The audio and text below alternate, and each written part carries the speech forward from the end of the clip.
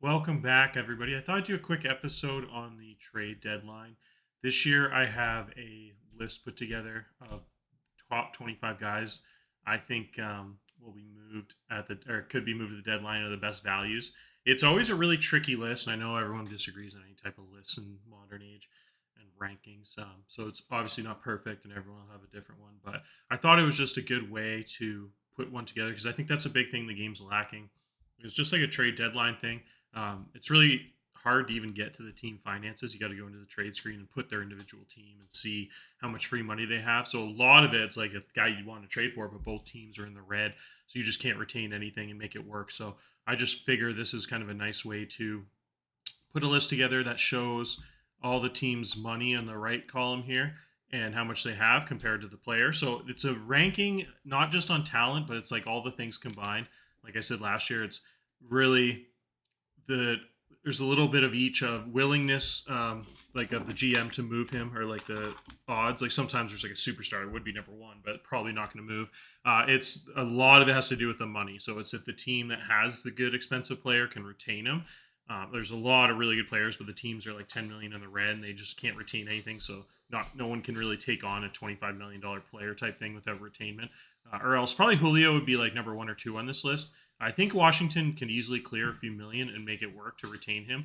He's on pace for like 7 WAR, like almost an MVP, in the top five MVP type player. So I think there's a good example of a guy that's ranked a little lower than his talent just because of a big contract. But if Washington is clever and can make another move before that to get back in the green, I think he's a guy that could easily be number one. So the reason, like I said, there's a lot of different reasons, and then just all together, I think I just kind of like put them together and rank them on that reason. So if you look at the top of this list, is a guy I really didn't expect to have number one on this list until I started really digging. And Sandy Charlet here is unbelievable. He's got 60, 60, 70 ratings, incredible reliever ratings. And the reason he's number one is because A, Seattle can retain him, but B, is he's so cheap. Any single competing team can always use an elite reliever. He's been like a guy that's on pace for like 2 or 3 WAR. And so a guy that just topped the list because it's just so easy for Seattle to move him. He's expiring 33 years old on a team that's not in contention, and just like almost a sure bet to improve. Any bullpen could use him. He'd be in the top eight for any single team in this league, no matter how good their bullpen is right now. So that's the reason he's number one. Number two is Pablo Abreu, one of the biggest bats in the league. It's like on pace for like almost 40 home runs every year. Huge contact power combo, which is super valuable. Big righty bat. So Oakland has the most free money in the entire league, so they can retain his full 20 million easily. So you can just add a juicy 3-4-5 bat to the middle of that lineup. Guy that's going to usually put up like 130 WRC plus. A little bit of a quiet year and struggling offensive Oakland team that doesn't have a lot of protection around him in the lineup. But yeah, if you plug him in any of the top teams in the league, he's a good bet to put up some big numbers. So he's number two for that reason. Number three is Willie Weiss, a really elite number two type starting pitcher, almost like an ace type quality. Even at 35 years old, the guy is on 2 year, $10 million, $13 million deal. They can retain 50%. So that's a really good value for a guy that's like a playoff starter type talent. Number four is Parker Meadows, having a monster year. Got injured for a month or so, but still on pace for a big 3 or 4 WAR season. Huge talent in center field there. Can really help anyone. The Mets really got to get back in the green, but they're usually pretty heavy on the trade market. So I think they can make it work to find a way so someone can they can retain him. But even if not, he's only there's probably a few teams that could afford him that are contending, but it'd make it a lot easier if the Mets were able to get back in the green for that one. Bob Berg, some really good ratings, having a really good year in Houston, just super cheap, 1.6 million. So another guy that's bumped up this list pretty high because he can kind of go anywhere. People can afford him on that really respectable team contract. Next up is another Seattle reliever. Dominguez is one of the craziest contracts I've ever seen. He had like a $7 million demand, and somehow Seattle got him at 720K per year for 2 years. So he makes minimum wage the next 2 years, and he's got 80 stuff and good control. I think he's been almost flawless in the months since they've signed him. Just been up for maybe a couple weeks and had a really good stretch. He's hasn't pitched a lot, but just you never have enough 80 stuff guys in your bullpen, and for that cheap, and that another guy that just a lot of those teams that are contending that don't have a lot of free budget right now can add and be an improvement at the back of their bullpen. So another guy that got bumped up because of that. This guy here, Kim, is unbelievable. Crazy ratings, like 70, 70 and stuff and movement. Guy that, again, probably would be number 2 or 3 on this list if Washington was back in the green.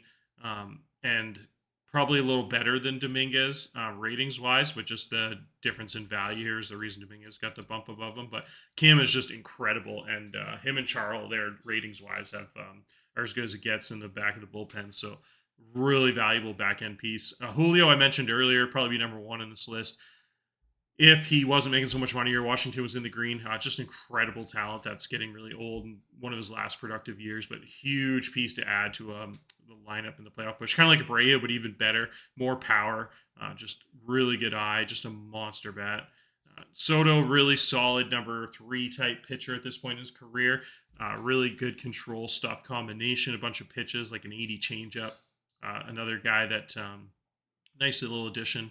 Ricky Nolasco, almost the exact same. Pretty much these two guys make the same amount of money, both aging a little bit. Just really decent pieces to add if you're having starting pitching problem depth problems. Brad Burns almost in the same boat too, but 30 years old, only making $6 million. Probably could bump him ahead of these two guys. Actually, in hindsight, I'd probably do that. Just jump him up 2 spots. I think he'd be a little more valuable than Soto and Nolasco. It's pretty close, so that's why they're clumped up. But really good pitcher, 60 stuff. We'll see. Nashville doesn't usually make a ton of trades, but this year it looks like they're more open to it. So we'll see. Next up, we got Sam Pullen. Really good stuff. The movement's a little lacking, but pretty good value. 65 stuff. Starting pitcher with a couple of years of team control left. Next up is Juan Zambrano here. 1 year, $7 million. Pretty big bat.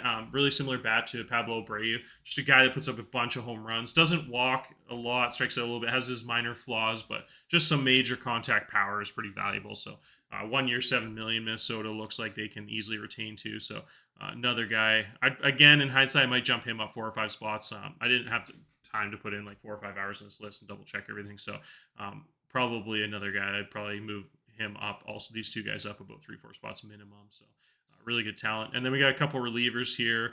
We got Alvin Pinto here, a decent reliever for Kansas City. Porter Brown, nice little corner bat, making $6 million, on pace for a nice 3-WAR season. Another guy that Minnesota can retain, so he's a little bit bumped up this list. Herrera, really good player, would be a couple spots higher again if Washington had some more free money. So they have all these talented guys they can easily move. We'll see if they were able to clear up some money here. Yeah, I'm back. I just had to pause it for a second there. So yeah, next up we got Vitor Mosca. This guy's really interesting. He is having a crazy on base percentage. Couple seasons there. He's had some injury problems. Pretty reasonable. I don't know if I got that price right. I think something's wrong here. I think that's Washington there, and I think he's a little more expensive, like $7 million. Let me see here. Got on the left side here. Oh yeah, he's $12.5 million. So I just kind of screwed something up there. There we go. So yeah, he's a little bit pricier. That's why he's a little bit lower down this list also for how juicy his bat is. He's got like a 75 eye, one of the most elite on base percentage guys in the league. But yeah, he falls down this list because, again, I don't know how willing Washington is going to be to move all these guys. So we'll see which one, they move any of them or a couple of them. But yeah, another really talented bat in Washington there. A lot of big pieces he can trade there that are on expiring deals. So that'll be really interesting to watch.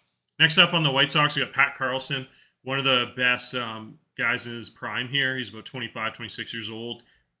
Got an 8.1 and 14. Awesome talent there for lefty bat with huge power and contact combination there.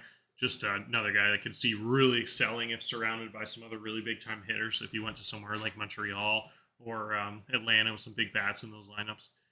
Next up, we got Eduardo Garcia, just a nice, cheap, young middle infielder that can play a lot of different spots, third base, shortstop, second base, having a pretty decent contact tool with some eye. So a little bit, just a little bit of a nice utility guy there that could really step in and be a really solid second baseman or third baseman on a team. The White Sox have a really interesting piece here, and Victor Olvera here. He's a guy that's like a two-way player that hasn't pitched in a couple years, has really good pitching ratings. It'd be kind of nice and valuable on a playoff roster to be able to come in for some low leverage innings. If you only brought 10 guys into the round, you can kind of survive with that one extra. He'd be kind of the 11th at the emergency situations because he's such a good reliever still. But yeah, he's really only played center field and outfield, but really talented guy that can steal a ton of bases, hit for contact, play at high level right field, decent center field.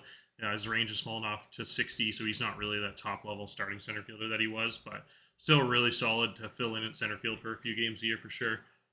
Next up, we have Jeff Levy. Really interesting guy. He could be retained by Detroit, which makes him decently valuable. An elite defender. Has some definitely red flags with his mentals and stuff, but if you're a winning team, that shouldn't be a problem. Guy that can come in and give you just enough offense and some solid defense to give you a positive WAR player at third base there. So another guy I think there's a pretty high likelihood to move here at the deadline. Danny Marino, really interesting, high stuff lefty, pretty cheap here. Another guy that's just got some really interesting pitches and nice mix, a couple small flaws, but really, really, really solid for a big lefty there with stuff that's always valuable. And then we got just a couple depth pieces here at the end. Bo Bichette, kind of the same as Eduardo Garcia. Just a guy that can really steal some bases, play a couple of different positions, has a nice little hit tool. Having a little bit of a down year. If it was like more towards his ratings, he'd probably be in the middle of this list somewhere. But yeah, he's a guy that I could see being pretty valuable if he kind of bounces back here in the second half of the season and plays pretty well down the stretch there for a contending team. So I think Arizona has a pretty high chance to move him too with he's so old and they're just a little bit out of the wild card race unless they have a pretty nice comeback here in the next few weeks. But yeah, so that's it for the list. Like I said, I just want to explain it because I know it's really interesting to kind of have to put together a list where you kind of mix in a few different variables. So it's not just ranked on talent where it's like who's going to produce the highest WAR for you. You really got to factor in their situation and the contract and their age. So with all those things combined, I just think, like, again, to recap that top three, you get an elite back end bullpen piece. It's just so valuable when it comes to the trade deadline. Those guys are so valuable in the playoffs. No one ever has enough high leverage bullpen arms. So you get a guy like Sandy Charles and come in and be a stopper in the playoffs for you in some high leverage games for an elite 100 win team. It's just so valuable. So he's not as valuable on a team like Seattle, but when it comes to if he jumps on one of those top 4 or 5 teams, it just becomes a different level of value. So those big time, anyone that watched the playoffs in baseball knows what I'm talking about. Like, I was a Toronto Blue Jays fan. I had to watch Andrew Miller back in the day come in and just shut us down over and over and over. And it's just so demoralizing. So a guy like Charles is awesome in that role. Abreu, just like I said, a couple of reasons. Willie Rice. So some guys I think are really valuable to some playoff teams here. So I really like that likelihood of those top 3 or 4 guys moving for sure. Probably pretty much the top 6, I'm pretty comfortable move. And then it really comes down to Washington's kind of the big question mark. They have so many talented guys on expiring deals. It's going to be really, really interesting to see what they can do at this deadline. So anyways, that's it for the episode. Cheers, guys.